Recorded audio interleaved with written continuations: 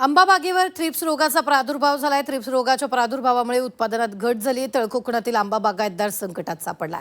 पालकमंत्री नितेश राणेंकडून आंबा बागांची पाहणी करण्यात आली तर तळकोकणातील आंबा उत्पादनात घट झाली। त्यामुळे आंबा बागायतदार संकटात सापडलेत। वातावरणात झालेल्या बदलामुळे आंबा बागांवर थ्रिप्स रोगाचा प्रादुर्भाव वाढलाय। तर चिंतेत आलेल्या बागायतदारांची सिंधुदुर्गचे पालकमंत्री नितेश राणे यांनी भेट घेतली। यावेळी नितेश राणेंनी आंबा बागांची पाहणी करत शेतकऱ्यांना मदतीचं आश्वासन दिलेलं आहे। प्रमुख आंबा बागायतदार आज इथे ह्या माझ्या बरोबर आहेत।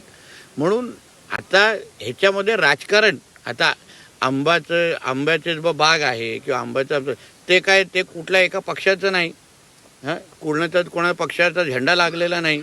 आणि म्हणून आमच्या देवगड, आमच्या सिंधुदुर्ग, आमच्या कोकणाचं अर्थकारण त्यांच्यावर अवलंबून आहे।